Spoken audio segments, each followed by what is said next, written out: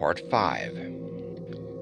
The following winter brought an event no less strange than Wilbur's first trip outside the Dunwich region. Correspondence with the Widener Library at Harvard, the Bibliothèque Nationale in Paris, the British Museum, the University of Buenos Aires, and the library of Miskatonic University at Arkham had failed to get him the loan of a book he desperately wanted. So at length he set out in person, shabby, dirty, bearded, and uncouth of dialect, to consult the copy at Miskatonic, which was the nearest to him geographically. Almost 8 feet tall and carrying a cheap new valise from Osborne's General Store, this dark and goatish gargoyle appeared one day in Arkham in quest of the dreaded volume kept under lock and key at the college library. The hideous Necronomicon of the mad Arab Alhazed in Olaus Wormius's Latin version, as printed in Spain in the 17th century. He had never seen a city before, but he had no thought save to find his way to the university grounds, where indeed he passed heedlessly by the great white-fanged watchdog that barked with unnatural fury and enmity and tugged frantically at its stout chain. Wilbur had with him the priceless but imperfect copy of Dr. Dee's English version, which his grandfather had bequeathed him, and upon receiving access to the Latin copy, he at once began to collate the two texts with the aim of discovering a certain passage which would have come on the 751st page of his own defective volume. This much he could not civilly refrain from telling the librarian. The same erudite Henry Armitage, A.M. Miskatonic, Ph.D. Princeton, Doctor of Lit. D. John Hopkins, who had once called at the farm, and who now politely plied him with questions.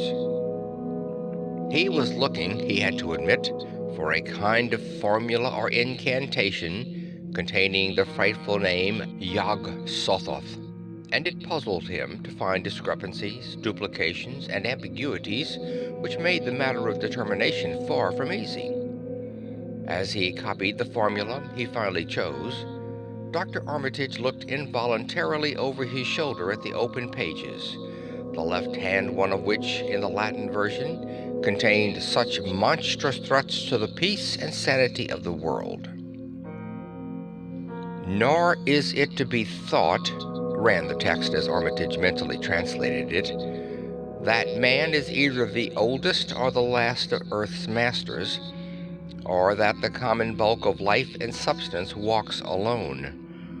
The old ones were, the old ones are, and the old ones shall be, not in the spaces we know, but between them.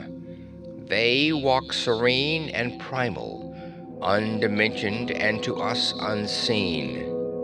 Yog-Sothoth knows the gate. Yog-Sothoth is the gate.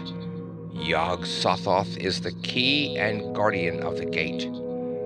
Past, present, future, all are one in Yog-Sothoth. He knows where the old ones broke through of old, and where they shall break through again.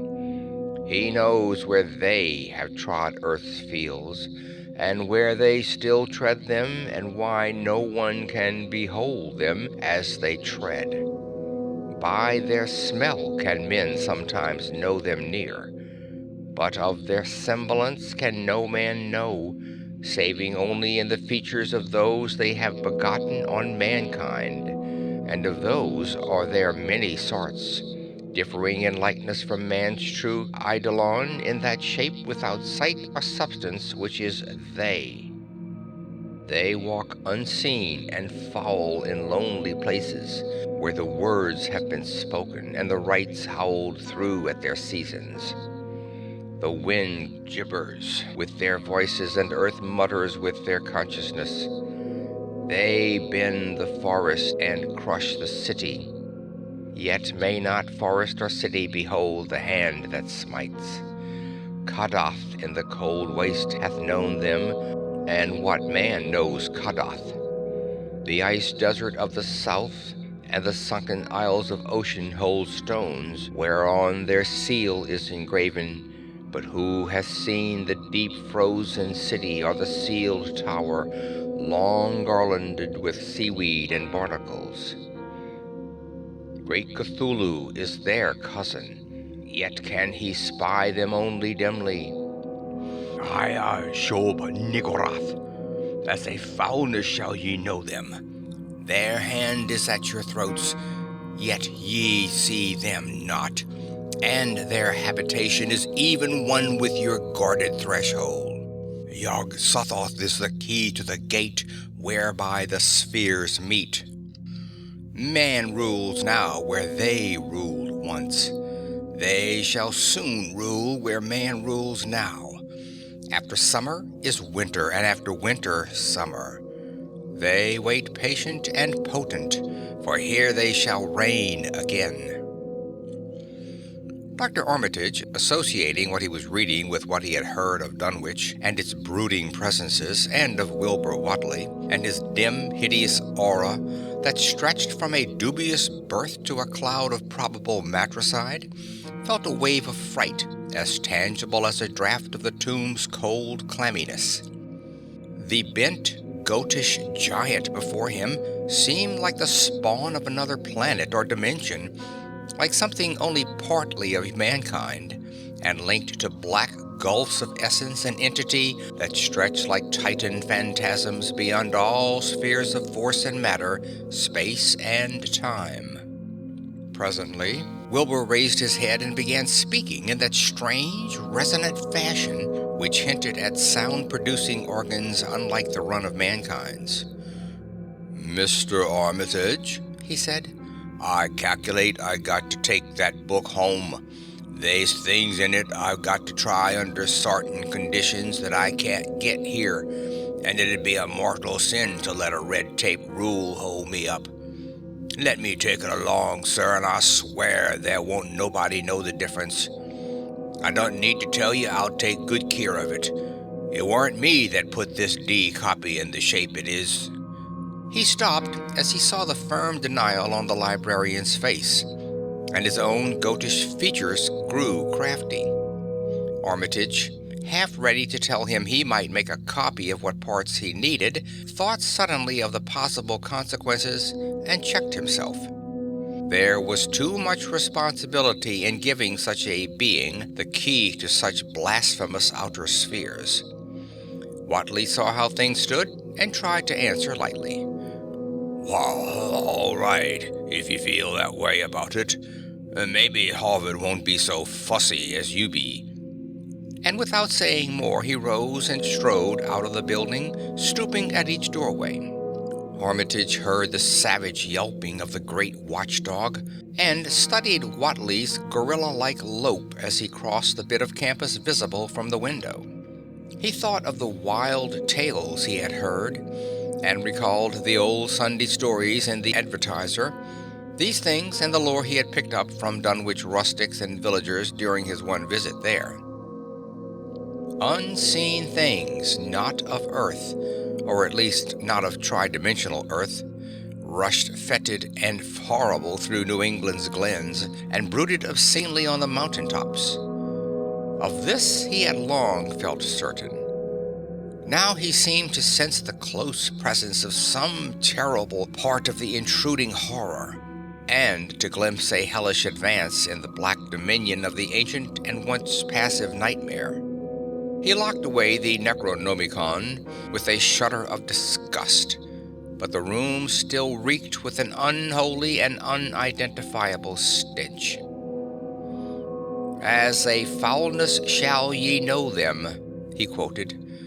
Yes, the odor was the same as that which had sickened him at the Whatley farmhouse less than 3 years before. He thought of Wilbur, goatish and ominous once again, and laughed mockingly at the village rumors of his parentage. "Inbreeding?" Armitage muttered half aloud to himself. "Great God, what simpletons! Show them Arthur Machen's great god Pan, and they'll think it is a common Dunwich scandal. But what thing, what cursed shapeless influence on or off this three-dimensional Earth was Wilbur Whatley's father? Born on Candlemas 9 months after May Eve of 1912, when the talk about the queer Earth noises reached clear to Arkham, what walked on the mountains that May night? What ruinous horror fastened itself on the world in half-human flesh and blood?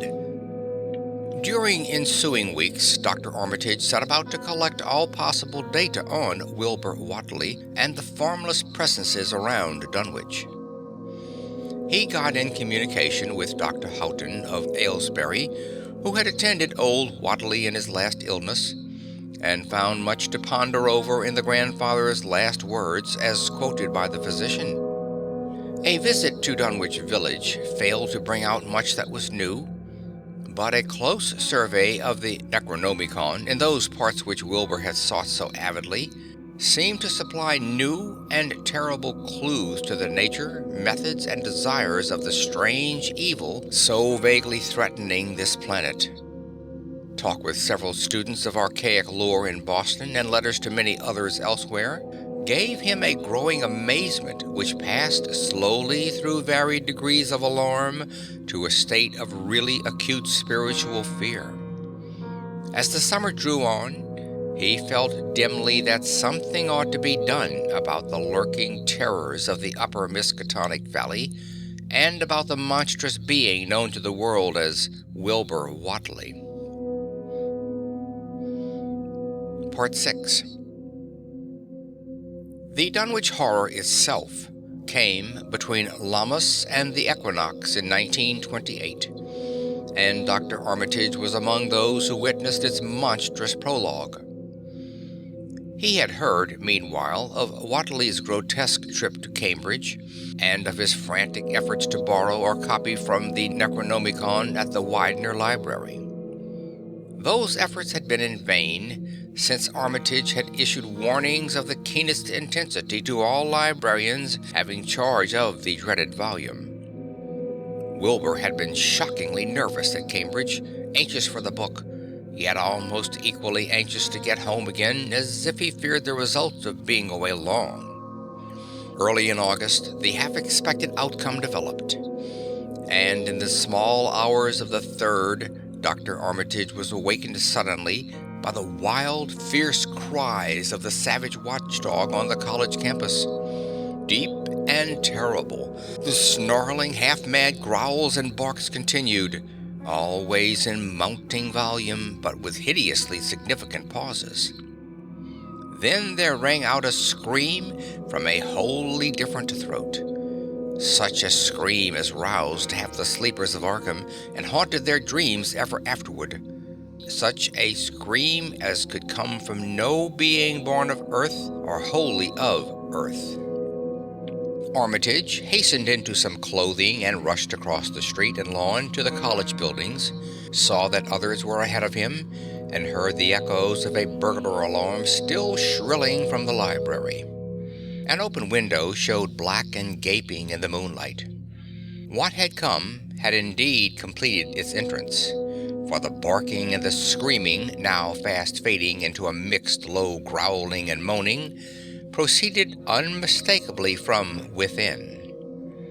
Some instinct warned Armitage that what was taking place was not a thing for unfortified eyes to see, so he brushed back the crowd with authority as he unlocked the vestibule door. Among the others he saw Professor Warren Rice and Dr. Francis Morgan, men to whom he had told some of his conjectures and misgivings, and these two he motioned to accompany him inside. The inward sounds, except for a watchful droning whine from the dog, had by this time quite subsided, but Armitage now perceived with a sudden start that a loud chorus of whippoorwills among the shrubbery had commenced a damnably rhythmic piping, as if in unison with the last breath of a dying man. The building was full of a frightful stench, which Dr. Armitage knew too well, and the three men rushed across the hall to the small genealogical reading room, whence the low whining came. For a second, nobody dared to turn on the light. Then Armitage summoned up his courage and snapped the switch. One of the three, it is not certain which, shrieked aloud at what sprawled before them among disordered tables and overturned chairs. Professor Rice declared that he wholly lost consciousness for an instant, though he did not stumble or fall. The thing that lay half bent on its side in a fetid pool of greenish-yellow ichor and tarry stickiness was almost 9 feet tall, and the dog had torn off all the clothing and some of the skin. It was not quite dead, but twitched silently and spasmodically, while its chest heaved in monstrous unison with the mad piping of the expectant whippoorwills outside. Bits of shoe leather and fragments of apparel were scattered about the room, and just inside the window an empty canvas sack lay where it had evidently been thrown. Near the central desk a revolver had fallen. A dented but undischarged cartridge later explained why it had not been fired. The thing itself, however, crowded out all other images at the time. It would be trite and not wholly accurate to say that no human pen could describe it, but one may properly say that it could not be vividly visualized by anyone whose ideas of aspect and contour are too closely bound up with the common life forms of this planet and the 3 known dimensions. It was partly human, beyond a doubt, with very man-like hands and head, and the goatish, chinless face had the stamp of the Watleys upon it. But the torso and lower parts of the body were teratologically fabulous, so that only generous clothing could ever have enabled it to walk on Earth unchallenged or uneradicated. Above the waist it was semi-anthropomorphic, though its chest, where the dog's rending paws still rested watchfully, had the leathery, reticulated hide of a crocodile or alligator. The back was piebald with yellow and black, and dimly suggested the squamous covering of certain snakes. Below the waist, though, it was the worst, for here all human resemblance left off, and sheer fantasy began. The skin was thickly covered with coarse black fur, and from the abdomen a score of long greenish-gray tentacles with red sucking mouths protruded limply. Their arrangement was odd, and seemed to follow the symmetries of some cosmic geometry unknown to Earth or the solar system. On each of the hips, deep set in a kind of pinkish ciliated orbit, was what seemed to be a rudimentary eye, whilst in lieu of a tail there depended a kind of trunk or feeler with purple annular markings, and with many evidences of being an undeveloped mouth or throat. The limbs, save for their black fur, roughly resembled the hind legs of prehistoric Earth's giant saurians, and terminated in ridgy veined pads that were neither hooves nor claws. When the thing breathed, its tail and tentacles rhythmically changed color, as if from some circulatory cause normal to the non-human side of its ancestry. In the tentacles, this was observed as a deepening of the greenish tinge, whilst in the tail it was manifest as a yellowish appearance, which alternated with a sickly grayish-white in the spaces between the purple rings.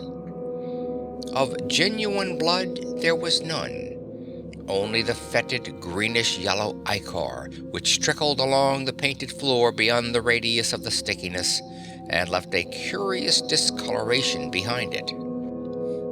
As the presence of the 3 men seemed to rouse the dying thing, it began to mumble without turning or raising its head.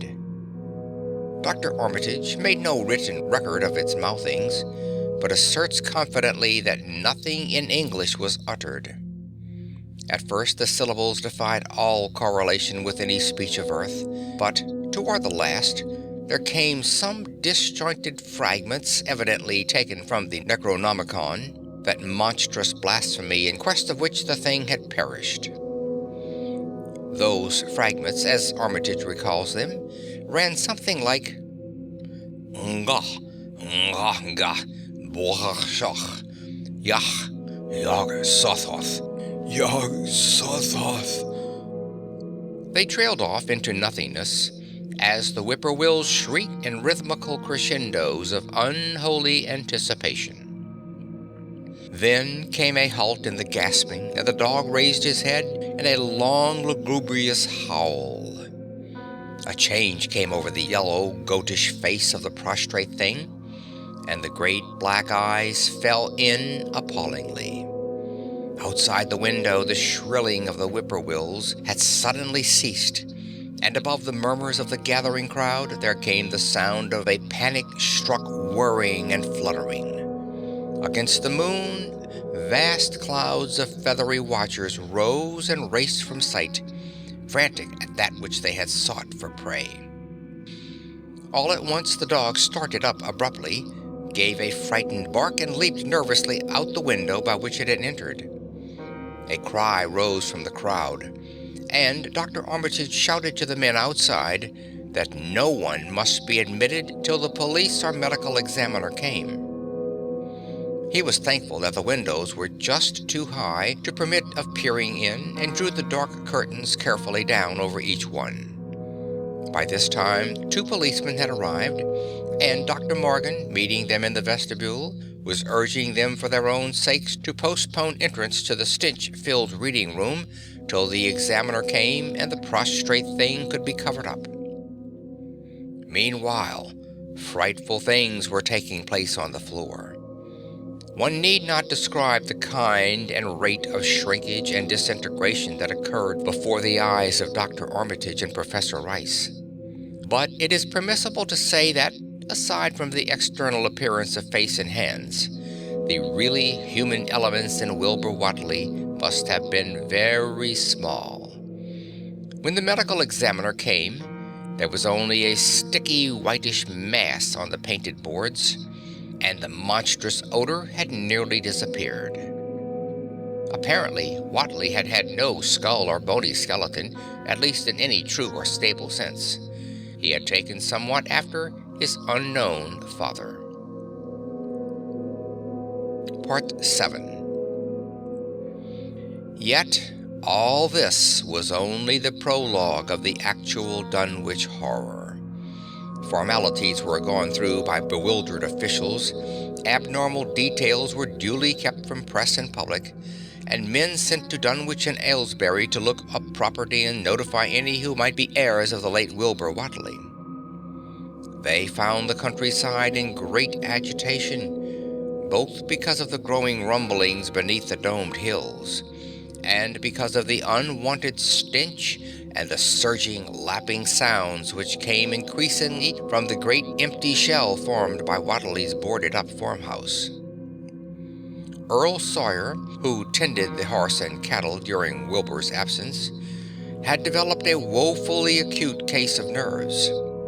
The officials devised excuses not to enter the noisome boarded place, and were glad to confine their survey of the deceased living quarters, the newly mended sheds, to a single visit.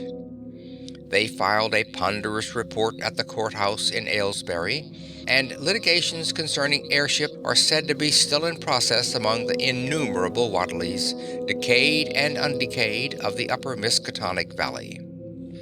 An almost interminable manuscript in strange characters, written in a huge ledger, and adjudged a sort of diary because of the spacing and the variations in ink and penmanship, presented a baffling puzzle to those who found it on the old bureau which served as its owner's desk. After a week of debate, it was sent to Miskatonic University, together with the deceased collection of strange books for study and possible translation, but even the best linguists soon saw that it was not likely to be unriddled with ease. No trace of the ancient gold with which Wilbur and old Whately always paid their debts has yet been discovered. It was in the dark of September 9th that the horror broke loose. The hill noises had been very pronounced during the evening, and dogs barked frantically all night.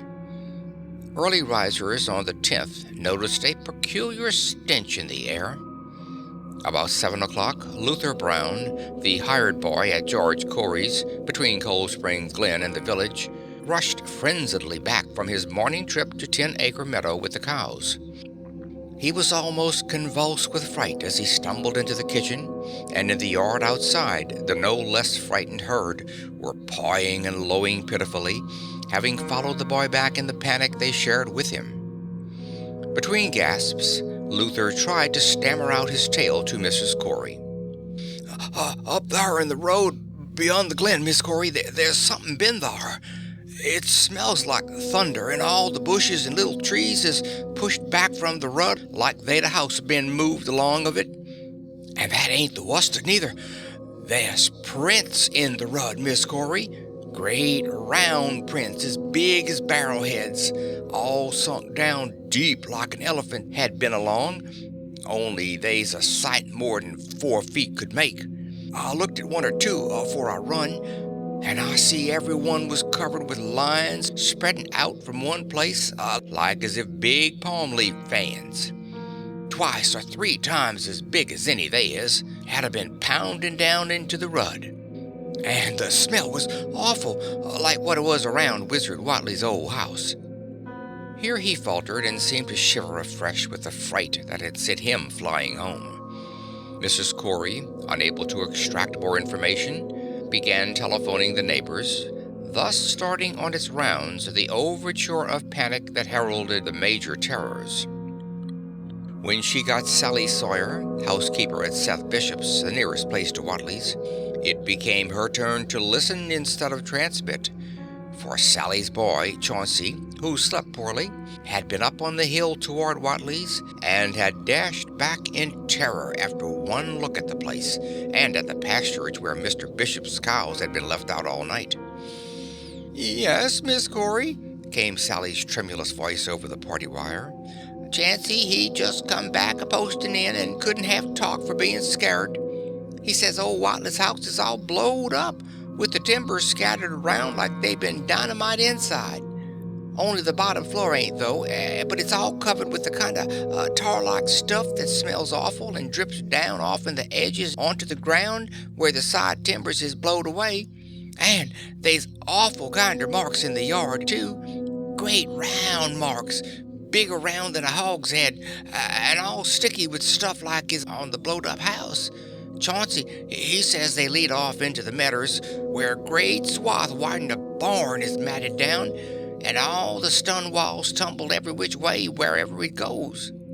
And he says he, Miss Corey, is how he got to look for Seth's cows, frightened as he was, and found 'em in the upper pasture, nigh the Devil's Hop yard, in an awful shape. Half of 'em's clean gone, and nigh half of 'em that's left is sucked most dry of blood, with sores on 'em like they've been on Watley's cattle ever since Lavini's black brat was born. Seth, he's gone out now to look at 'em, though I'll vow he wasn't keen to get very nigh Wizard Watley's. Chancey didn't look careful to see whar the big matted down swath led after it left the pasturage, but he says it think it pinted toward the Glen Rud in the village. I tell you, Miss Corey, there's something abroad as hadn't ought to be abroad, and I for one think that Black Wilbur Watley has come to the bad end he deserved, is at the bottom of the breeding of it. He wasn't all human hisself, I allus says to everybody, and I think he and old Watley must have raised something in that there nailed-up house as ain't ever so human as he was. They allus been unseen things around Dunwich, living things as ain't human and ain't good for human folks. The ground was a-talking last night, and toward morning, Chancey, he heard the whippoorwills so loud in Cold Spring Glen he couldn't sleep none. Then he thought he heard another faint-like sound over toward Wizard Watley's, kind of ripping or tearing of wood, like some big box or crate was being opened fur off. With what this and that, he didn't get to sleep at all till sunup, and no sooner was he up this morning, he's got to go over to Watley's and see what's the matter. He see enough, I tell you, Miss Corey. This done mean no good, and I think as all the men folks ought to get up a party and do something. I know something's awful about, and feel my time is nigh, Only God knows just what it is. Did your Luther take account of where them big tracks led to? No? Well, Miss Corey, if they was on the Glen Rud this side of the Glen and ain't got to your house yet, I calculate they must go into the Glen itself. They would do that. I allus say Colonel Spring Glen ain't no healthy nor decent place. The whippoorwills and fireflies there never did act like they was creatures of God, and they's them as says you can hear strange things a rushing and a talking in the air down there if you stand in the right place between the rock falls and Bear's Den. By that noon, fully three-quarters of the men and boys from Dunwich were trooping over the roads and meadows between the new-made Watley ruins and Cold Spring Glen, examining in horror the vast, monstrous prints, the maimed bishop cattle, the strange, noisome wreck of the farmhouse, and the bruised, matted vegetation of the fields and roadsides. Whatever had burst loose upon the world had assuredly gone down into the great sinister ravine, for all the trees on the banks were bent and broken, and a great avenue had been gouged in the precipice hanging underbrush. It was as though a house, launched by an avalanche, had slid down through the tangled growths of the almost vertical slope. From below no sound came, but only a distant, undefinable fetor, and it is not to be wondered at that the men preferred to stay on the edge and argue, rather than descend and beard the unknown cyclopean horror in its lair. 3 dogs that were with the party had barked furiously at first, but seemed cowed and reluctant when near the Glen. Someone telephoned the news to the Aylesbury Transcript, but the editor, accustomed to wild tales from Dunwich, did no more than concoct a humorous paragraph about it, an item soon afterward reproduced by the Associated Press. That night everyone went home, and every house and barn was barricaded as stoutly as possible. Needless to say, no cattle were allowed to remain in open pasturage. About 2 in the morning, a frightful stench and the savage barking of the dogs awakened the household at Elmer Fry's on the eastern edge of Cold Spring Glen, and all agreed that they could hear a sort of muffled swishing or lapping sound from somewhere outside. Mrs. Fry proposed telephoning the neighbors, and Elmer was about to agree when the noise of splintering wood burst in upon their deliberations. It came apparently from the barn, and was quickly followed by a hideous screaming and stamping amongst the cattle. The dogs slavered and crouched close to the feet of the fear-numbed family. Fry lit the lantern through force of habit, but knew it would be death to go out into that black farmyard.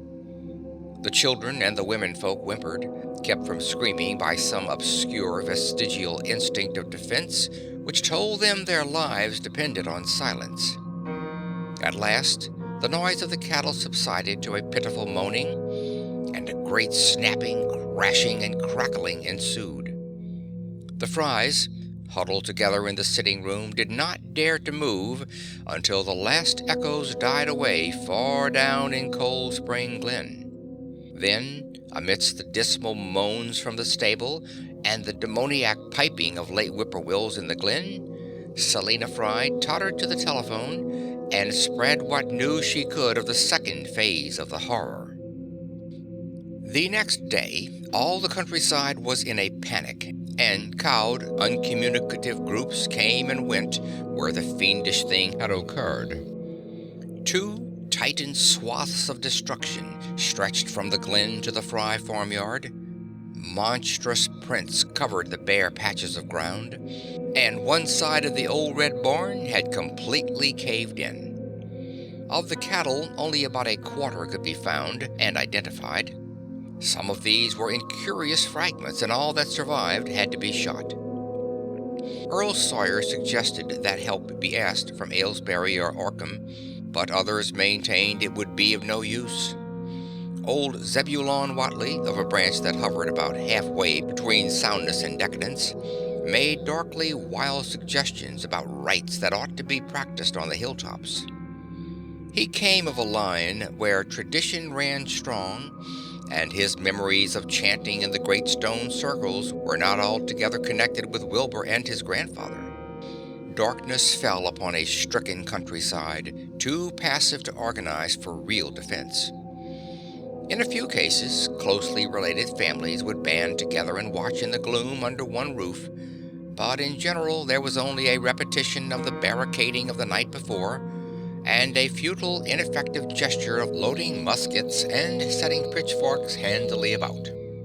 Nothing, however, occurred except some hill noises, and when the day came, there were many who hoped that the new horror had gone as swiftly as it had come. There were even bold souls who proposed an offensive expedition down in the glen, though they did not venture to set an actual example to the still reluctant majority. When night came again, the barricading was repeated, though there was less huddling together of families. In the morning, both the Fry and the Seth Bishop households reported excitement among the dogs and vague sounds and stenches from afar, while early explorers noted with horror a fresh set of the monstrous tracks in the road skirting Sentinel Hill. As before, the sides of the road showed a bruising indicative of the blasphemously stupendous bulk of the horror, while the conformation of the tracks seemed to argue a passage in two directions, as if the moving mountain had come from Cold Spring Glen and returned to it along the same path. At the base of the hill, a 30-foot swath of crushed shrubbery and saplings led steeply upward, and the seekers gasped when they saw that even the most perpendicular places did not deflect the inexorable trail. Whatever the horror was, it could scale a sheer stony cliff of almost complete verticality, and as the investigators climbed around to the hill's summit by safer routes, they saw that the trail ended, or rather reversed, there. It was here that the Wadleys used to build their hellish fires and chant their hellish rituals by the table-like stone on May Eve and Hallowmas.